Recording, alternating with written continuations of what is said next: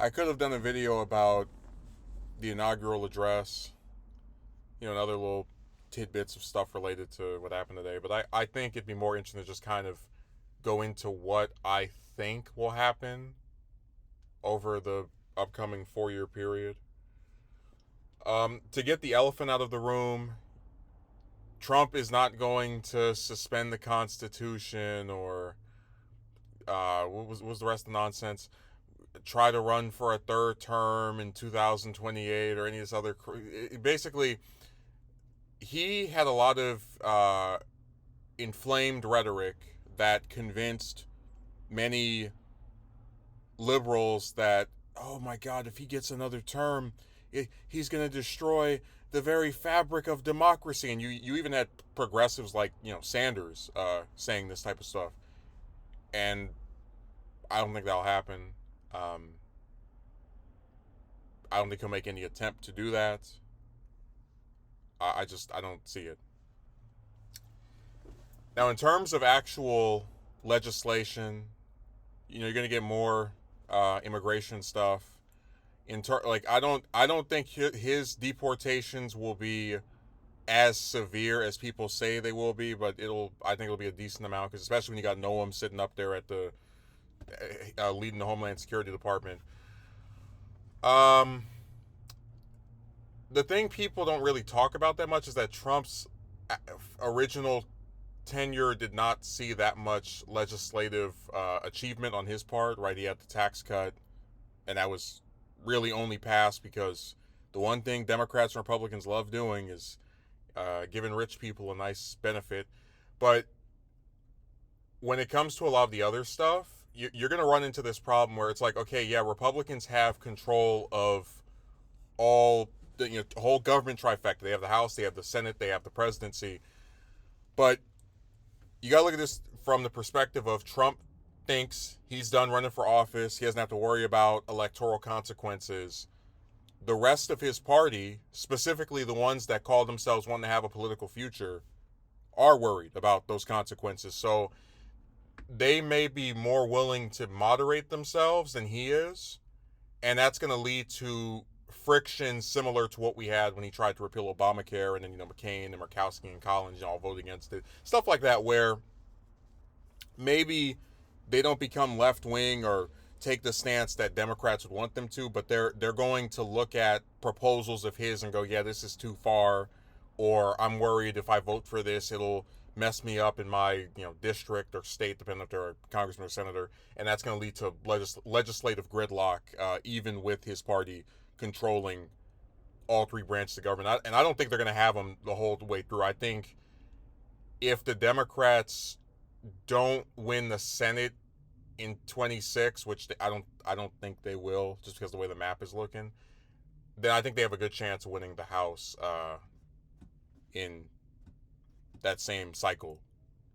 And from then on, you're going to mostly just see Trump only able to do executive orders, because he's not going to compromise with Democrats to get anything passed, other than maybe some government spending, but some to avoid the government shutting down. That'll be the only thing that they actually collaborate on, because everyone just wants no one wants to get blamed for a shutdown. That's electoral poison. Um, in regards to the economy, right? He's talked about tariffs. He's not going to lower the cost of stuff. Unfortunately, might even go up a little bit. But I noticed he's been kind of vague in terms of like you hear about America First policies and whatnot, but you're not really given, okay, what are you going to implement? Price controls? Are you going to just none of that really gets talked about. We've discussed before how it's really sad that a lot of working class people vote for these two crappy parties, because they never talk about like a plurality of issues affecting workers, right? Paid sick leave or wage increases, or I mean, just nothing. They almost never discuss it at all. And sure enough, those are going to be completely ignored throughout the second Trump term. When it comes to foreign policy, I feel really bad for the people suffering in Gaza, but Trump is not going to fix. Trump is going to be more Israel beholden than America beholden, where he's, more willing to do what Netanyahu wants than what's in the interest of his own country. And maybe, right, with North Korea, he looks at what happened last time where they had these 3 meetings that went nowhere, that blew up, and tries to actually get something signed. But that still is kind of up in the air because Kim hasn't really talked all that much about Trump since he won the election. So it's not really a thing that we can, properly gauge. Then when you go over to somewhere like, we have the different, wars in all these other countries. None of those will be ended, right? We'll still have troops over there, still have bloated military budgets. Really, the only thing I think he's going to do that will be any different from Biden is be less worker, more anti-immigrant, and that's kind of it. I mean, like we were just going over this stuff. This past election cycle, no matter who you voted for, was just not going to, at least out of the 2 major party candidates, was not going to be transformative. Just as you had Harris, who would not distance herself from the man she was the VP to. Trump can talk all the mad stuff he wants, but when it comes to policy changes, I don't think you're going to get that much. Again, a little bit on immigration, the tariffs, anti-worker, right, union buster, right, but that's about the full extent of it.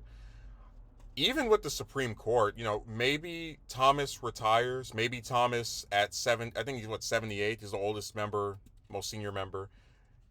Even if he steps down, you're still not going to actually see a difference. Like, the court's still going to be conservative leaning. So I guess maybe the only difference is that it'll like safeguard that even longer if he picks someone who's like 30 or 40. But besides that, it's, most of the same. Yeah, this is going to be a really, so what's going to happen on the side of like the Democrats and left-wing people is that every little thing he does, they're going to express outrage over, and then they'll make their videos and they'll do their little news segments. And if they're a politician, they'll, campaign against his horrid treatment of this group or whatever. But it's all stuff that we've seen before. And it's really not,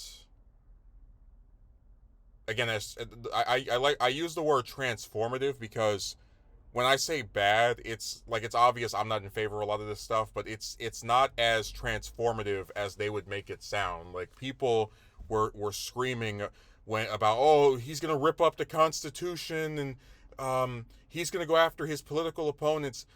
Even if that last part might happen with some investigations or whatever, right? You had Musk on Twitter talking trash. I don't see anyone that opposed him electorally going to jail. And that's because, like, if you look at the courts, even the people that he appointed know he's full of crap. That's why when they were talking about the election being stolen, him and his little sidekick, Kerry Lake, their attempts to prove fraud got thrown out of court over and over again. Because even the judges that are right-wing leaning, when they're being objective, look at this stuff and go, yeah, this is stupid. So he might try to investigate, some of his opponents, like Liz Cheney, but it still is not going to actually turn into anything. In fact, I think a lot of the stuff with Hunter, now that his dad is out of office, will probably end as well. So yeah, those are my thoughts. It's going to be, it's a period where the voters are going to see what a mistake they made. And that's not to say that I think Harris was going to make everything so much better. Lord knows I had my problems with her. I critiqued her time and time again during both of her presidential campaigns. But I'm very serious when I say that I can't understand the logic of the people rejecting Trump 4 years ago and then reinstating him, later, when at a time where he is less cognitively there. he's not as far along as Biden, but it is apparent. Where he's speaking in more generalizations and platitudes. It really was just a sad result, and it's unfortunate that the voters are going to have to pay for doing this, but they will. I think Vance is, as VP, do nothing job, so he'll probably just go around and fly to different countries and cut ribbons and go to weddings and funerals. But he'll be poised to take the reins and run against Tucker and all the other people that are trying to uh, ride Trump's coattails, and that's what this 4 years will really be about. Like after the first half of it, you're gonna see a lot of the conservatives in Congress and even like some of the commentators too, like trying to take the crown from him and who is the real Trump 2.0, who will carry on the MAGA movement. They're gonna try to do that, and that'll be like a component that I'll be fascinated by, just seeing who's able to fool the most people into thinking they actually care about them. But yeah, it's going to be a really sad period. Not damaging to the extent that a lot of liberals are saying, but in terms of, again, positive transformative change in America, you're not going to see it.